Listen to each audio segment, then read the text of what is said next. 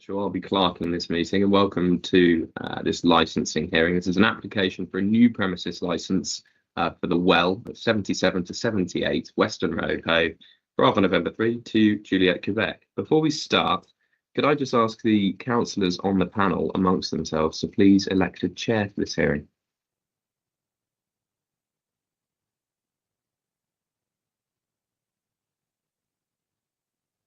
I'm happy to nominate Councillor Nan. And I'm happy to second that. Thank you. Councillor Nan, you're the chair. Thank you. So I just ask everyone to bear with me. This is the first time I've chaired one of these meetings and I'm likely to stumble over the procedure, but I'll do my best. So before we begin, I just have to go through some business. Is anybody here as a substitute? Any of the councillors here as a substitute? No, thank you. Does anyone have any declarations of interest they'd like to make before we begin? No. Thank you. So there are no non-public items on this agenda and therefore we will not be excluding the press and public today. We are being webcast, so everything will be in open session. And can I ask please that people as a rule keep their cameras on and their microphones off unless they're talking. Thank you. So this is an application for a new premises licence for the well, 77 to 78 Western Road in Hove. Before I begin, can I ask all around the table to introduce themselves, starting with the panel? Morning, everybody. I'm Councillor Lyons for West Dean and Hove Park Ward. Councillor Samuel Begin for West Dean and Hove Park. I'm Councillor Nan for Wish Ward. So could we start with Lawrence, please?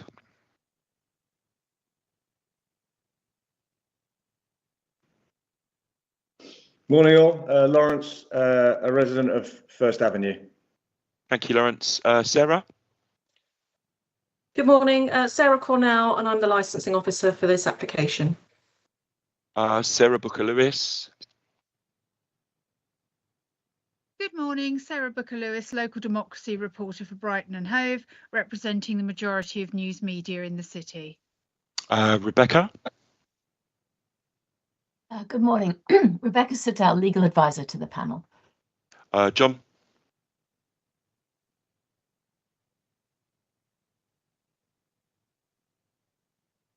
You're on mute, John. Hi everyone, John, one of the owners of the well. Thank you. Sarah Hennessy? Good morning, I'm Sarah. I'm resident of First Avenue in Hove. Giuseppe? Morning all, yeah, my name is Giuseppe Capozzi, I'm a resident on Norton Road. Michael, Michelle, it says Michelle, sorry. You're on mute, Michael or Michelle. Michael, you're muted, or Michelle. No, it's not Michael and it's not Michelle either. I'm sorry about this. That's Michelle is my partner and I'm using her laptop. She is you should have her details as well as mine. My name is Faik Anabtawi. I'm just a resident in Palmyra Square. Okay, thank you, Faik. Yeah. Thank you, everybody. I didn't introduce Francis because he'd already introduced himself, and I'm not sure if James normally introduces himself. You can if you want, James. No. James can't talk because he's live streaming. Yeah, I thought that might be the case. Paul, so hello.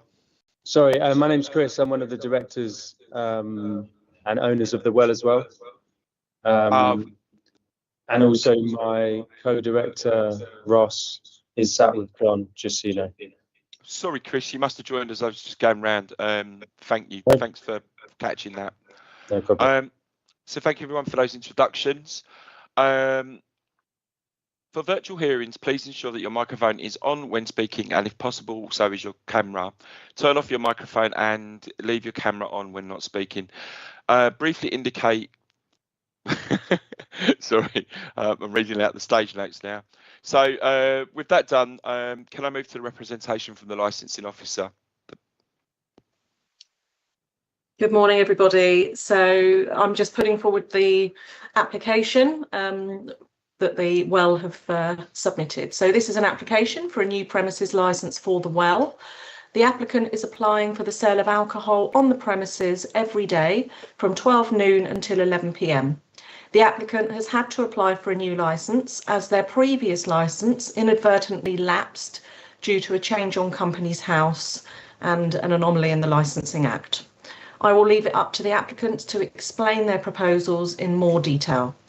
3 objecting representations and 16 supporting representations were received. They were received from local residents, and 2 further objections were received, but they have since been withdrawn following negotiations between the applicant and the reps.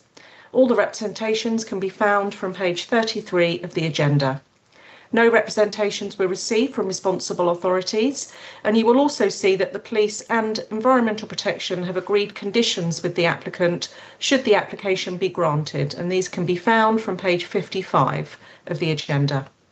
The matrix is a table with provisions for a terminal hour for licensed activities for all classes of licensed premises in a particular area, recognising the diverse operations and different risks presented by those premises. This matrix can be found on page 12 of the agenda, and the premises is situated in the city's cumulative impact area. The special policy for cumulative impact states that applications for new licences will be refused following relevant representations. But the policy goes on to say that this special policy is not absolute. Upon receipt of relevant representation, the licensing authority will always consider the circumstances of each case and whether there are exceptional circumstances to justify departing from its special policy. If an application is unlikely to add to the cumulative impact of the area, it may be granted, and the onus is on the applicant to demonstrate this. However, if the policy is not absolute, each application must be given individual consideration on its own merits. Thank you. Thank you, Sarah. Do any of the panel have any questions for Sarah? Go ahead, Ivan. Yes, thank you for the introduction. This may be one also perhaps for the applicant, but in regard to the licence, you mentioned it's previously lapsed. Is it the same organisation? And also, how long was the previous licence in place for? And the second question is, you mentioned about the community impact zone. I think this premises is just outside it. Oh, okay. Oh, is it on the edge? It's, yeah, so we had a discussion earlier, so it's just outside because the impact zone, I believe, starts at the end of Western Road, so, on the corner. I think Rebecca would like to confirm that. Is that what you get your hand up for, Rebecca? Yes, it is. Yeah, on the licensing policy doesn't take that bit in, so I think it's in the special stress area. Oh, apologies, everybody. So that's yeah. Thank no, you, that's Rebecca. fine. That's fine. Go ahead, yeah. So point two's been clarified, but yeah. So in terms of point 1, so the previous license, obviously lapsed. So how long was the previous license actually in situ for, and is it the same organisation or different company now? I think. Oh, sorry. Do you want me to answer that one, Sarah? Yeah, you answer that, Chris, and then I'll answer when you, or you can answer when you took it over as well. Yeah, sure. So it was previously owned by Higgins of Hove for many years as an off license. That person then, I believe, left the premises. Somebody else, the license was then transferred to a new owner who also ran the location as an off license for around 6 months, after which we bought the business from them, or we bought the lease from them. We transferred that business into our company. So the license was then transferred by consent into the Well Hove Limited. We then changed the name on Companies House due to a financial restructuring of the organisation, and we changed the name on Companies House. We essentially dissolved the company on Companies House from the Well Hove Limited to the Well Hove Ltd. We didn't understand at the time the ramifications of this would essentially create a new company number on Companies House, which was different to the company number on our premise license. If that answers Okay. your question, Ivan. Yeah, no, that's helpful. Thanks. So are you part of the same group that owned the well in Kemp Town? So sorry, Ivan, you cut off at the beginning. I didn't hear the beginning of your. Yeah. So just for clarification, are you part of the same group that owned the well in Kemp Town? Correct. So the well Brighton Limited is our Kemp Town branch that we've had for around 5 years now. Okay. Thank you. No problem. Does that answer the question? I think it does, because Ivan said thank you. So yeah. Okay. Thank you, Chris. Samir. Lovely. Thank you, Chair. And this may be either for Sarah, Chris, or someone else. So, Chris, you said you bought the lease from the new owner who had been trading for 6 months. So when did you buy the lease? And I think on the back of that, are you currently trading? So are you currently open as the well? And that's something we couldn't really determine from the paperwork. Sure. So we've been, from August, we transferred the license from the July 2024 was when I had you transfer the license over. Oh, was it in July? Okay, that must have been when we originally bought the license. Yeah. Okay. We started work in August, and then we opened in September. We were trading from September. We were then trading up until around 5 weeks ago, when it came to light that that they had kind of seen that our license had actually expired or lapsed due to this clerical error. Since which we had to cease trading for a week or so, and then we have been operating on temporary events notices ever since. Thank you, Chris. Fantastic, thank you. So just to clarify, you were trading for about a year, from September 24 to August 25, shut down for a week, and have since been open. What are your current opening hours then under the temporary events license? I mean, really frustratingly, we've been sporadically open because we only are allowed 21 days of temporary events notices per year, as I'm sure you guys are aware. So we've been open kind of sporadic hours from Thursday to Sunday, and most recently to try and optimize our opening hours and trading operations, we've been open just Friday and Saturday for the last 3 weeks, which have been pretty devastating in terms of our income. Thank you, Chair. Thank you, Samir. Thank you, Chris. I'm now open for questions from anyone else in attendance to Sarah. Does anyone have any questions? No. Thank you, Samir. Thank you, Ivan. Rebecca, I just need to check. Do I now offer the applicants an opportunity to speak? Well, so we normally take those that have made representations at this point. And I think we've largely got those in support of the application here today. I don't think there's any, obviously you need to take into account the written objections, but they aren't okay here today. You may want to speak, I don't know, or are happy to one or two. It's brilliant. Thank you, Rebecca. So could I now ask people who've made representations to speak, if anyone would like to do that? Go ahead, Lawrence. Yeah, just to repeat what I wrote in my letter, I suppose, that I'm a resident of First Avenue, it's just around the corner from Hove. I also own a business on Western Road, which itself has an alcohol licence, quite a limited one, but it does. And I wrote in just in support of the team there. We've used the well quite a bit over the last year or so, found it to be a fabulous addition to the community, as I think have many people who go there.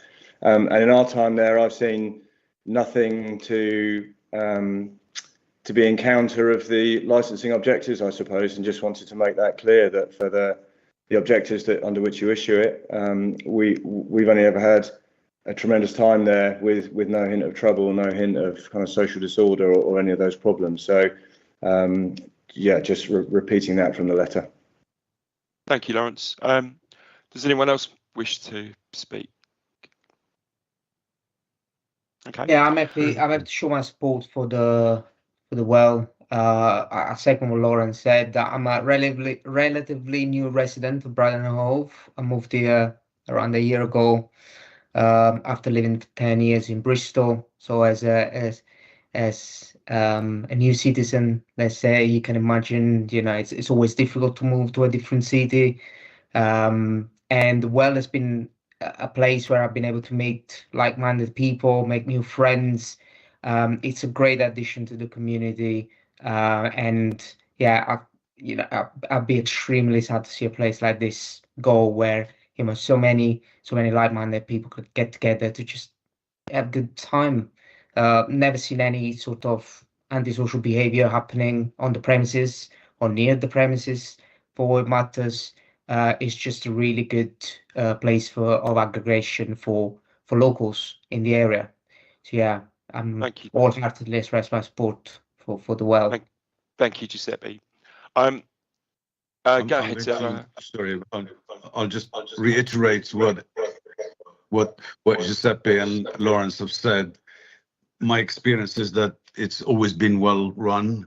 Chris has always been on the premises, and there's certainly never been any antisocial behavior whatsoever. I stopped going to pubs years ago, but now that the well is open, I find myself going there, even if it's just once a week or twice a week. I think it's a great place. I think it's run very well, and it's definitely needed. I hope the application is successful. Thank you. Sarah Hennessy, I saw you had your hand up there. Yes, I just would like to support all the other supporters to concur with what they're saying. And I guess as a female user of the well around the table, to say it is extremely well run, and it's a space that I can go and have a drink on my own and feel completely comfortable. It's been a brilliant addition to the local area. So I'm fully supportive of the licence. Thank you, Sarah. I think all the supporters have spoken, so I'm going to ask members of the panel, do you have anything to ask the people who've just made representations? No. Okay. Go ahead, Samir.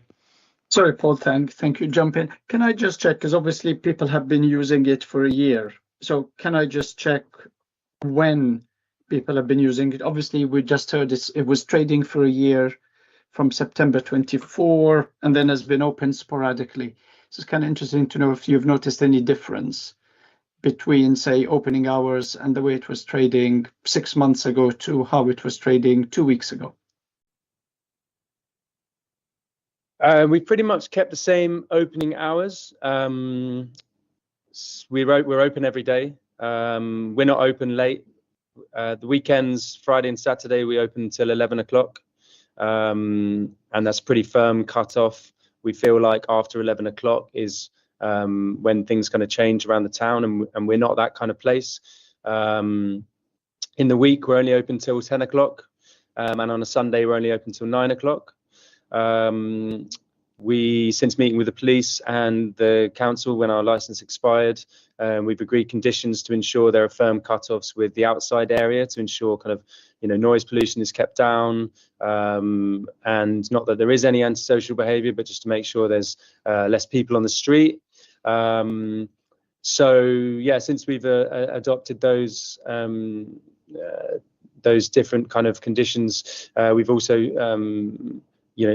seen it kind of, I guess, slightly more controlled in terms of where people are and what time. But otherwise, yeah, it's been the same opening hours for the last year. Yeah, I mean, yeah, we're not a kind of party place. We sell organic, natural wines by the glass and craft beers. People come for 1 or 2 drinks with friends or share a bottle. It's not a place. We don't sell shots. We don't sell spirits. So it's a very relaxed place. And the only reason that we've had to close is because of this Companies House clerical error. Yeah. Thank you, Chris. Thanks, Samir. Ivan, go ahead. Thanks, Chair. So just in regard to some of the comments from the objectors, really this is aimed to the applicant. So how many people can fit comfortably within the establishment? Also, with regard to smokers, is there a back for them to go out and smoking, or do they have to go out in the front?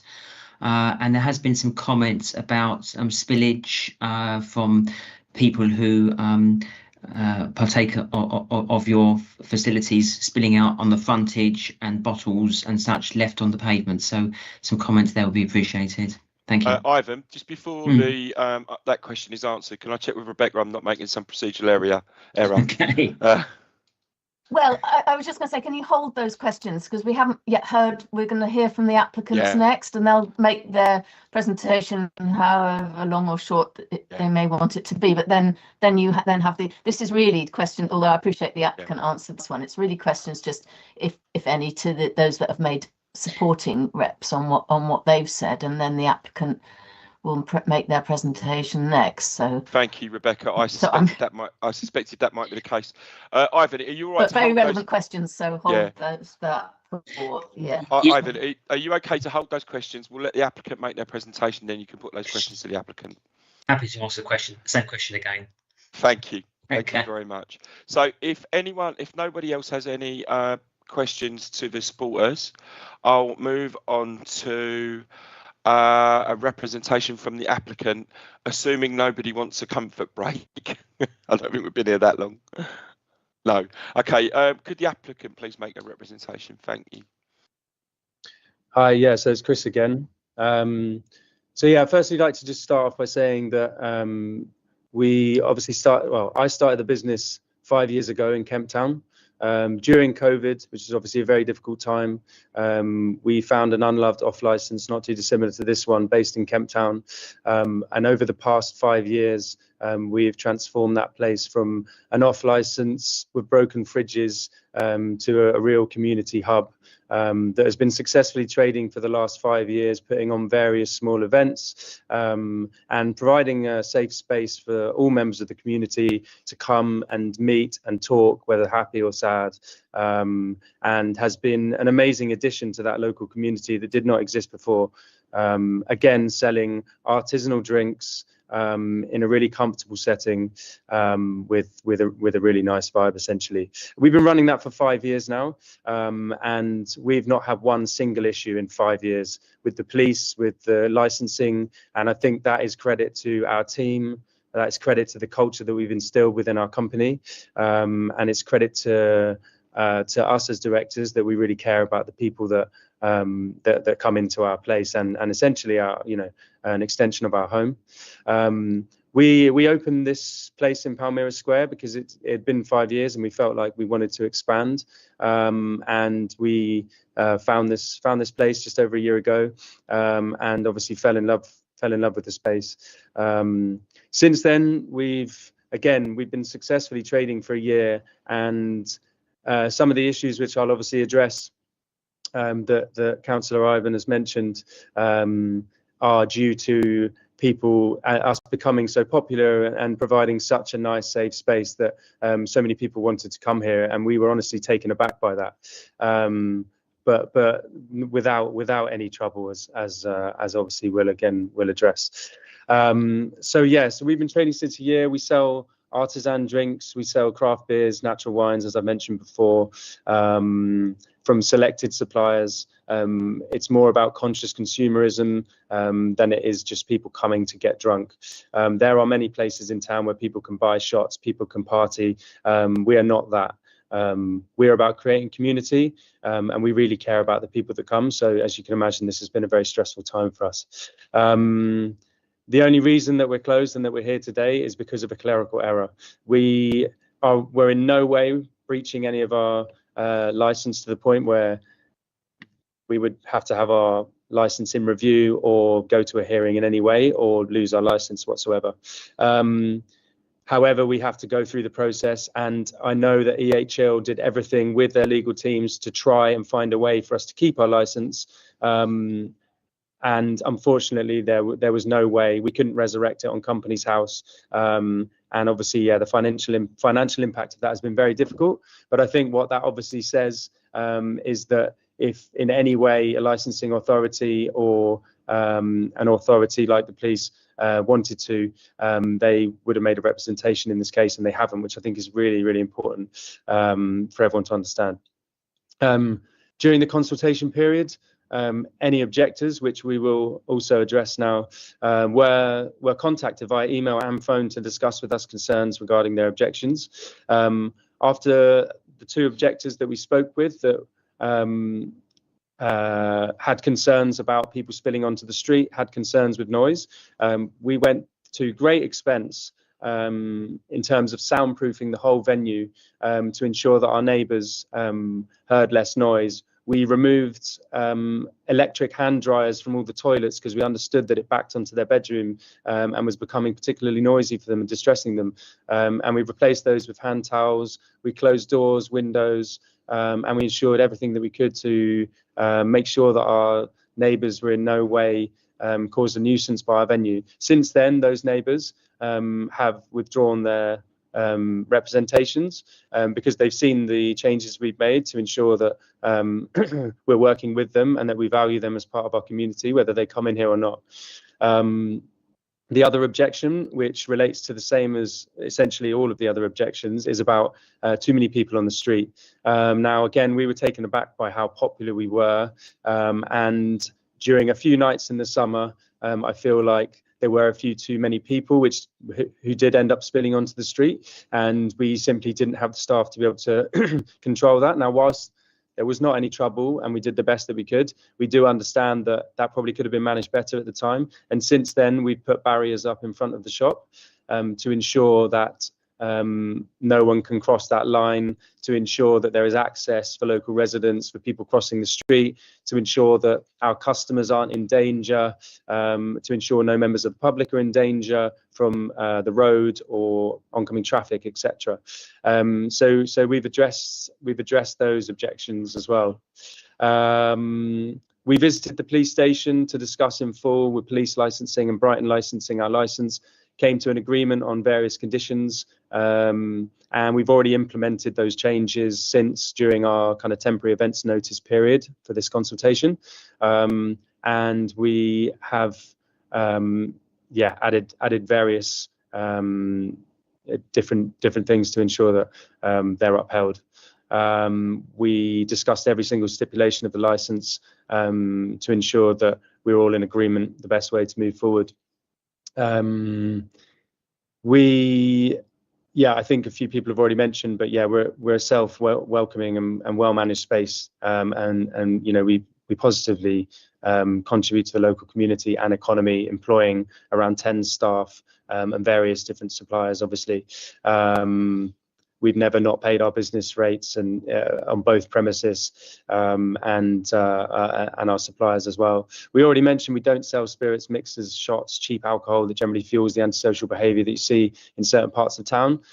We operate a zero tolerance of over intoxication in any way. We're very militant on this. If anybody comes in that we feel like is slightly intoxicated, we're very quick to ask them to leave, to ensure the safety of the people in our space and those individuals themselves as well. Obviously, I've already mentioned we've had another premises for 5 years now. We've not had a single issue there. We've minimised any potential hazards with signage. Staff are trained on conflict management should any issues arise. We've got CCTV cameras covering all areas that they should, again, in line with the prevention of crime and disorder in terms of that licensing objective. We've got all of our up-to-date risk assessments in terms of fire, plans, evacuations, procedures, etc.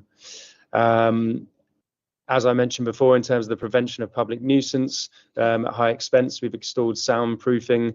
We've ensured there's no ingress from open doors and windows. We were only made aware in, I think, July from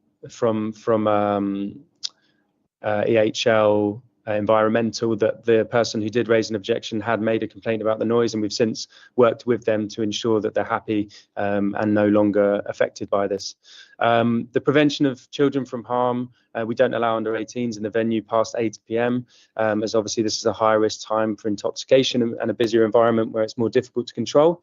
And I guess another credit to our space is that our age demographic is slightly higher, but of people of all ages that come in here, which I think is credit to creating such a welcoming space. So that's kind of our presentation about the venue. Thank you, Chris. If I could just add one more thing, Paul, with regard to the representations and the objections, we would, I guess, like to ensure that these three objections, and maybe this is something Sarah can help validate. We obviously were made aware that one of the objections came from a local business slightly down the road, which I think may affect perhaps the bias for one of these. We also questioned the validity of another who said they live in the immediate proximity, and yet their address is out in Moulscombe.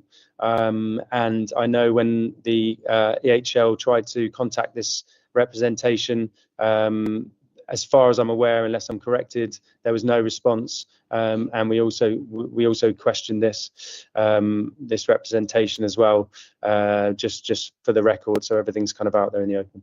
All right, thank you very much, Chris. So I'm going to hand over to councillors now, who will ask you some questions based on what you've just said. Sorry, I went on a bit there, Paul. No, it's all right. It's all right. No problem. Ivan, go ahead and repeat your question. Okay, well, I won't repeat the question in full because you did actually answer some of it.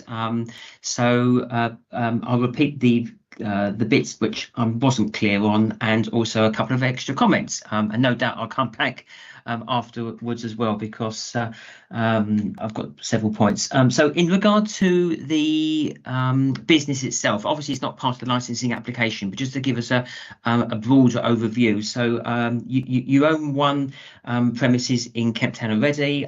This place is your second business, as far as I understand. Have you purchased via freehold or leasehold? If it's on a lease, how many years on the lease? If you're able to say that, that would be appreciative. In terms of your offering, obviously you went into some large details about the alcohol and the types of drinks you sell, and yeah. Sorry, I'll forget the first question if I don't answer that now. No, go for the first one. Yeah, okay. Go for the first bit now. So we've owned the well in Kemp Town for 5 years. We've just extended our lease for another 10. Yeah. And the Palmyra Square premises, we bought the lease, so not the freehold. So we bought the lease off the previous tenant, and I believe there's 18 to 19 years left on that lease. Okay, yeah, that's great, thanks. And in terms of your offering, so obviously you mentioned about the types of drinks you sell and you don't sell. You didn't mention anything about food, so some commentary about food or what snacks you do. And then if the last 2 points, which some of the objectors mentioned, so how many people can actually stand inside the premises? So I get a feel about overspill, and also how you accommodate smokers. Okay, so we have capacity of 60 inside. Okay. And no, we're not allowed any vertical drinking, so no one's allowed to stand unless they're ordering drinks. So this is how we now control the capacity. Outside, we've changed the tables, again, at great expense, to ensure we can fit more people within that barriered area. But a maximum of 40 people are allowed to sit outside. And do you have a street license?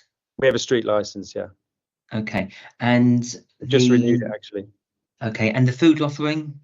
The food offering varies. We've had various pop-ups. Essentially, we offer snacks, but we allow people to get pizza from next door and bring pizza in here. Okay, great. Yeah. Lovely. I'll pass over to my fellow councillor, but yeah, thanks for the answers. Thank you, Ivan, and thanks, Chris. Go ahead, Samir. Lovely. Thank you, Chair. So I was looking at the map that showed the seating inside. Chris, a couple of questions. So just on that street license question, so you've just renewed that. So how long have you held that? Since we opened. So since September. Okay, so since September 24. Mm-hmm. Okay, fantastic. So that's super helpful. And I've got 3 or 4 questions, and I'll try and go through them slowly. Can I just reassure you? I know you talked about the objections from a nearby business, the objection from Moulscombe. We also noted, because we talked about the representations that came in. We know you've had expressions of support from St George's Road. At some point, it was difficult for us to tell whether they were supporting the well in St George's Road or the well in Hove, but point taken nonetheless. And we're also conscious that you've had multiple supporters kind of writing to us from the same address. So just to reassure you that we have looked at all of the objections and support letters in the round anyway. Can I just check? So with that license that you had from September 24, were there any particular conditions there as to your opening hours, as to the setup, the outside seating, anything that's different from what's being proposed at the moment in this license hearing? Yeah, so previously we were told, so in the weekdays we're open until 10, and well, yeah, we're open until 10. That's our choice, not a licensing choice. And from Thursday to Saturday we're open till 11. So the only thing that we've changed is that the outside area we close at 11 instead of 10 o'clock, because it's so hard, obviously, otherwise then to get people to leave by that point, but also then we wouldn't have space to accommodate them inside if we can't have vertical drinking. So we've agreed the condition with police that we can have people. We basically close the outside area at 11 o'clock, and that's a very strict close. We've been already implementing this for the last 4 weeks with great success, and it's actually been a lot easier to manage and control, as you can imagine. So yeah, 11 o'clock is now just on those 3 days. Okay, and that was the same through that license from September 24, but you didn't have any conditions on, say, for example, staff checking outside. I know you touched on this earlier, so you didn't have enough staff checking outside. So were you, between September 24 and August 25, I guess the question is, did you have staff that regularly check the outside, and did you have cameras outside during that period? We had staff regularly checking. We had a camera that could see outside for sure, not in as much detail as possible. And that's something we have changed. So we now have 2 extra cameras outside to ensure the safety of this outside area and to manage this area better. But yeah, we did have a CCTV camera pointing outside, yes, but we've added more for extra detail and for extra security. Okay, fantastic. And obviously the pizzeria next door and the coffee shop next door, they both have seating outside. Correct. So would you say that the seating that you currently have is effectively to the same kind of extension level as them? So are you in line with the restaurant and the coffee shop? And just trying to get a sense of how extensive your seating is outside, because obviously there's the pavement and then there's the kind of top of St John's Road at the end. I'm just not sure how close to the curbside on St John's Road you were actually getting with your seating. So the seating, not so close. I mean, we had various discussions with pavement and licensing to come down. I guess it's hard to explain in words, but if you can see outside, the kind of road expands a little bit here, but it's within line of the cafe. Okay. The pavement and licensing team also agreed during the summer months if the next door cafe were okay with us to use their pavement license, we could also have seating there to make sure that there were less people in anywhere near the road. So we did take them up on that at various times, which we were advised we could do. Okay, would that take your capacity outside to more than 40 people though? No. It wouldn't. So you'd still have 40 people even though you had additional seating beyond the 40 you currently have? Correct, because the type of seating that we had didn't allow for 40 people at the time, so we were having to add extra chairs. Now the tables that we have being delivered next week are smaller, rounder tables with round stools to ensure that we can accommodate that many people. And once we have that many people, that's it. Okay, fantastic. And at no time you have vertical drinking on the pavement outside, for example? Is it all seating? And I tell you why I ask that, because for the Kemptown branch, I know you have a bench outside, but I know there's vertical drinking in addition to the people sitting on the bench. So I'm just wondering what setup you're going to have in Hove. In Hove, it will still be seated. If that is our license, and those are the conditions we've agreed. So there will be no vertical drinking anywhere. We've been managing this for the last 3 or 4 weeks, and I think it's been working very well. It's helped us manage the crowds, which I guess is what it's meant to do. It helps us manage the capacity, which I guess, again, it's what it's designed to do. I guess in the future,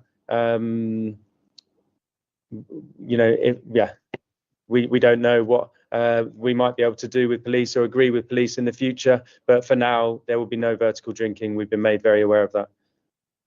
Fantastic. And can I just check the tables and chairs that you said are coming next week? So because if we assume 40, we had said earlier, I think in our pre-meet, that kind of probably means 8 tables for 5 people. So what sort of number of tables are you looking at if you're getting new round tables in? 10 small round tables with 4 stools. So we've measured the whole area and ensured that within that barrier space that we're allowed, which is 1.5 meters from the window to the outside with pavement licensing, that we will be able to fit that many people essentially. Okay, fantastic. Thank you. That's it for now, Chair. Thank you. Thank you, Samir. Thanks, Chris, for asking those questions.